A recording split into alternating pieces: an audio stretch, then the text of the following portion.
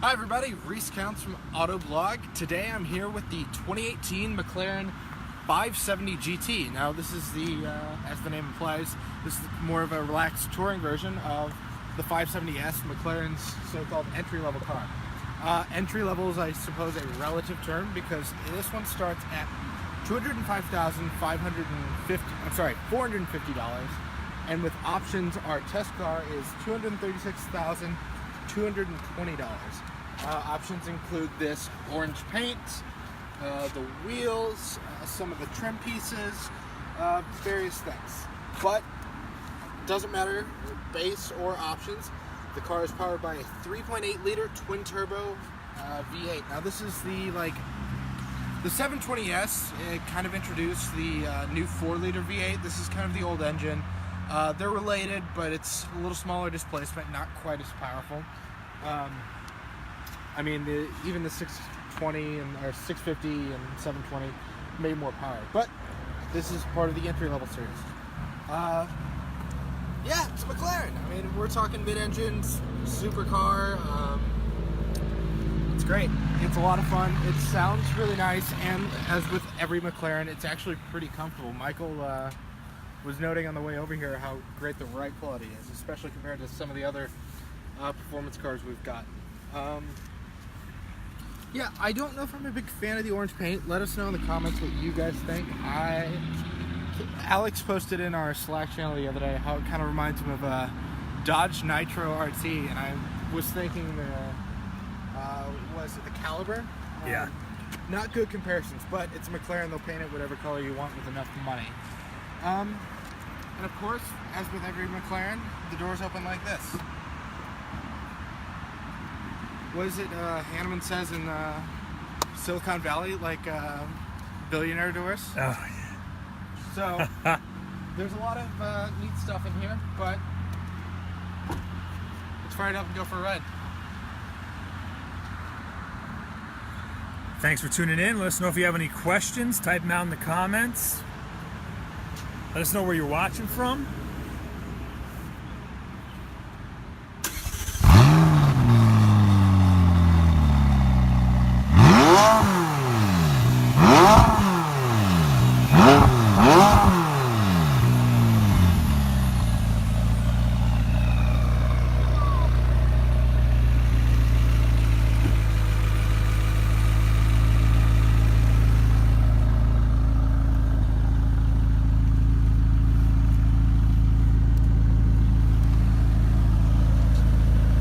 Where is it? Under the thing? What?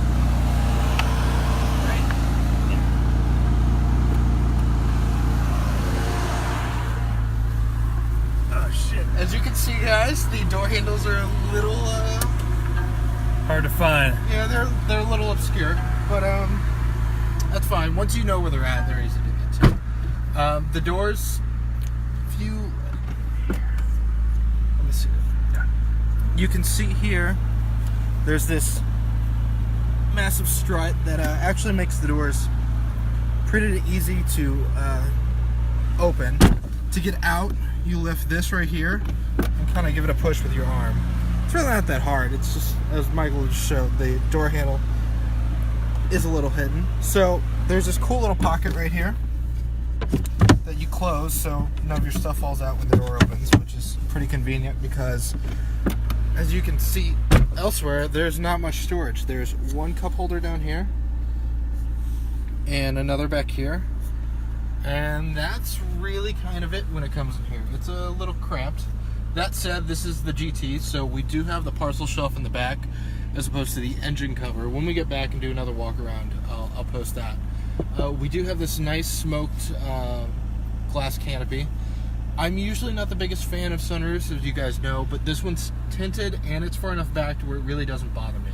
Something that does bother me is this infotainment screen. I took the car yesterday and I had polarized sunglasses on, and it had that weird effect where you can't see polarized screens, which is really kind of dumb for a car. Like, if you, the fact Any that car, yeah, let alone a any car. $200,000 car. Any car. The fact that I have to tilt my head a certain way to be able to see the center stack is kind of asinine. That said, the instrument cluster worked fine. I like the design a lot. The fact that the speakers in here, I like you can see the actual speaker itself with the yellowish ring. The vents all look really nice. The materials feel quality. There's leather and Alcantara everywhere. The carbon fiber trim is real carbon, and it's this nice matte finish. Looks pretty good. So, are the controls down here for the sport mode. So you have chassis setting over here, and then you've got performance setting on the other side. I don't know, did it switch? We having some orientation issues? Yeah, what the heck? So, alright, hopefully it switches back. Yeah, we've got shifter down here, lock. Everything's kind of right here. So, you can preset your stuff and they'll stay in the right position, but it won't activate. It'll just be normal mode until you hit the active button. And now, I'll show you what it does right here. So you can see right here, normal,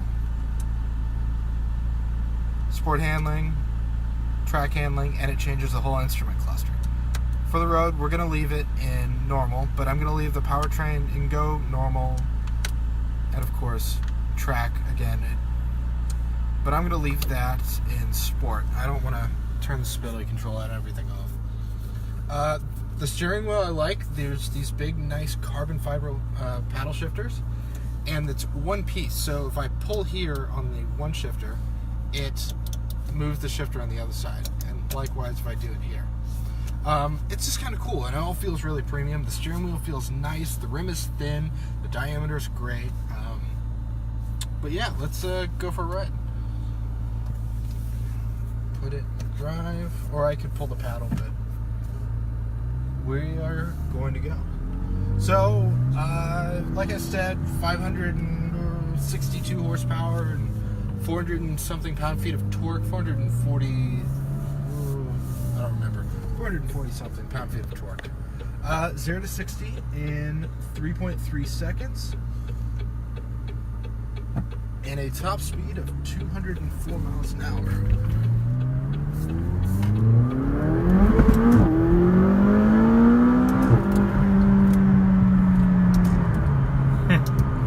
So even with everything on, I got the rear tires a bit loose.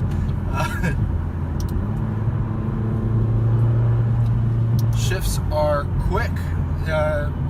All power goes to the rear, as with every McLaren, through a 7-speed dual clutch that is really good. A lot of dual clutches at slow speed have kind of a weird like crawl issue because the clutch is engaging, disengaging, engaging, disengaging. This actually works well. The shifts are quick, but they're not like back braking where it kind of like throws the car every time. And like I said, these paddles feel really, really nice.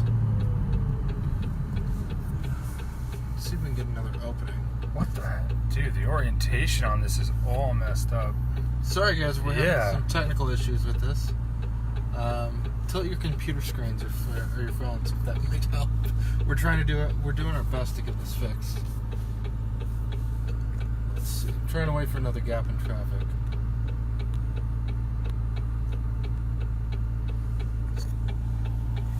So there's a little whine from the hydraulic steering pump because yes, we still have hydraulically assisted power steering instead of electromechanical, which is great. So the steering in here is weighted well. It's on the heavier side, but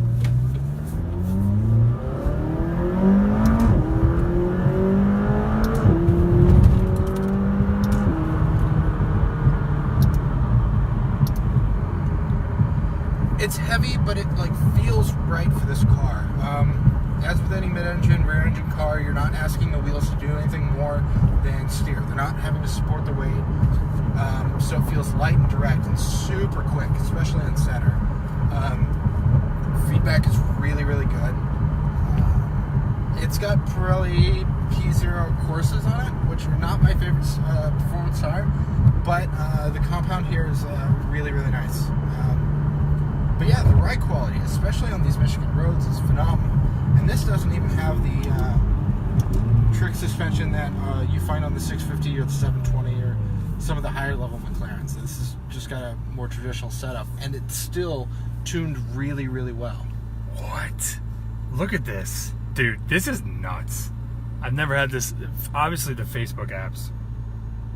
I'm holding you vertical, but it's coming up horizontal. Sorry, guys. We apologize. We're having some technical issues. Obviously, you've seen our other live drives. We've never had this issue before. Michael is actually holding his second phone, watching the Facebook Live video while holding the one we're using to record. The Facebook Live app is stuck thinking the camera is horizontal when it's vertical and vice versa.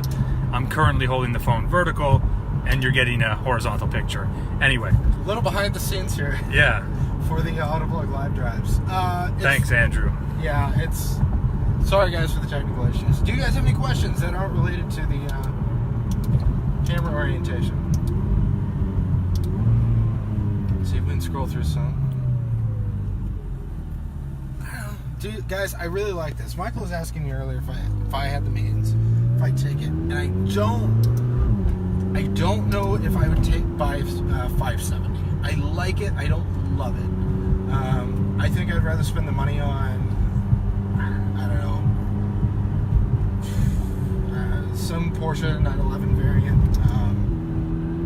I don't know. It's really good to drive. I just don't think it's quite as like engaging or entertaining as like a 911, but I do think it's a little more special and a little more unique, and it, like, you know, there's lots and lots and lots of 911s running around.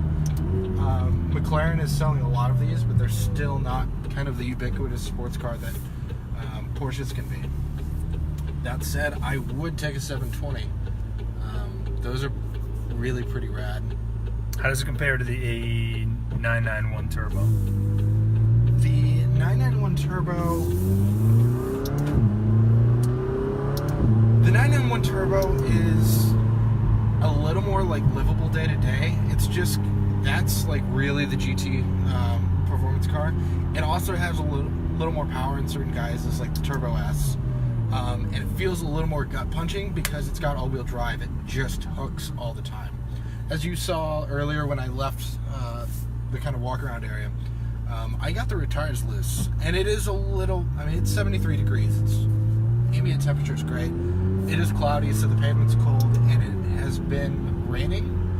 We're in a little bit of a dry spot, but point is, like, the Turbo S just feel quicker. I like the interiors on those are a little more livable too. They're just easier to get in and out of, a little more spacious. Michael looks a little cramped over here in the passenger seat. Yeah, it's tough to go far in this. But this drives really, really well. I like the power delivery. I don't think the engine sounds all that great, to be honest, though. It's kind of weird. I think it's like endemic of like all the McLarens I've driven, which has been 570S, 570 GT. I drove the 650 and I drove the 720, and like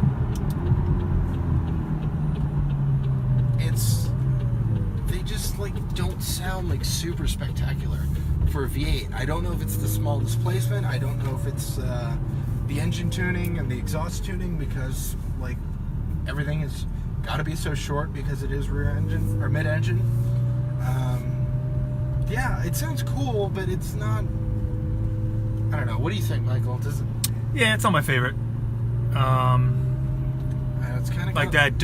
What did we have? The GT3 last week. Like that just sounded awesome. awesome. Unbelievable. Yeah. It sounded deeper. You know what I mean? It just sounded. And which is weird. I mean, I know it's larger engine, but you're talking 6 cylinders versus V8. Right. Yeah, it's kind of disappointing, but that said, it's not the end of the world, and it wouldn't put me off from buying a McLaren. That's not the deciding factor for me, but they're cool. There's just some little stuff. The parking sensors are super convoluted and like super sensitive. The fact that I can't see this is kind of annoying. There's not much storage space in here, but you take what you get with a McLaren. So let's pull the parking brake on. Get out and we'll do another little walk around. I'll pop the hatch and front and everything.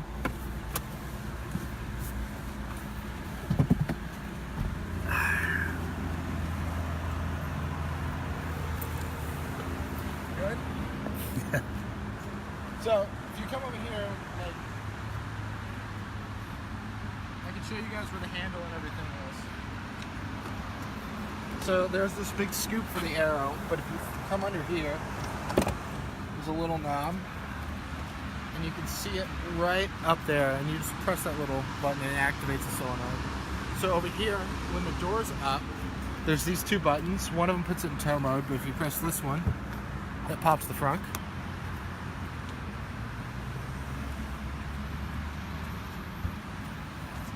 There's a decent amount of space in here, and it's, I mean, you've got the wheels to deal with, but it's actually like a pretty sizable frunk and a little easier to access than the 911s. The other big storage thing is the luggage panel over here. On the 570 GT, not the S, you get